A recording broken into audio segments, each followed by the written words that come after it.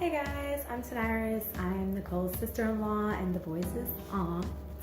And today we're gonna make some sugar cookies with royal icing for their birthday. I get my recipe, a lot of my cookie recipes, from this cookbook. Super easy. It's flour, sugar, 2 sticks of butter, a lot of butter, salt, vanilla, heavy cream, baking powder, and an egg. I go ahead and put the dough together in the stand mixer. Then I refrigerate it, preferably overnight. If not, 4 hours will do. I'll roll it out and then I cut my shapes after it's been chilled, and that part is where the kids will come in and help me make the fun shapes.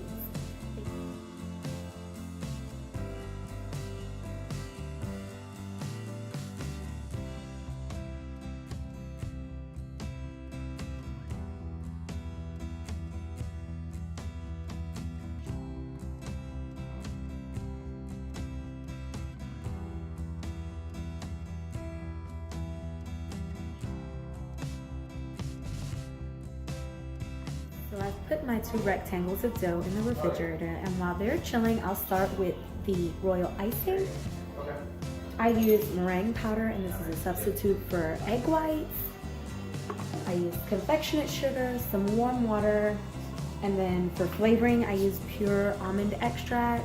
I use almond extract instead of vanilla because it allows me to get a pure white on the royal icing. With the vanilla extract, it has a bit of a tint to it.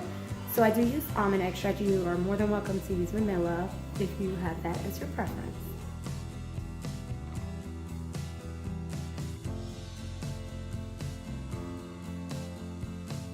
Hi, I'm Lena. This is Savannah. This is Hayden, Mason, Parker, and Landon's little cousin.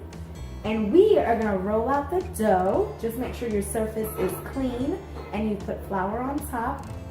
And you've also floured your roller. I'm Thomas. So we've rolled out this dough, and our next step is to cut out our shapes.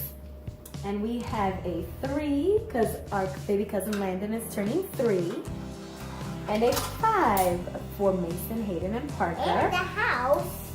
And I did not have a tent cut out, so I made a tent by using 2 cutouts. I used a haunted house and then the bottom of a heart to make a shape.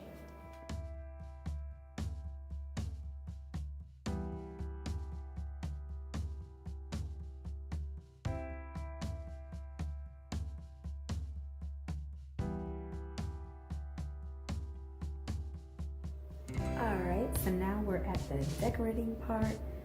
I went ahead and colored in a rough draft of what I want it to look like using my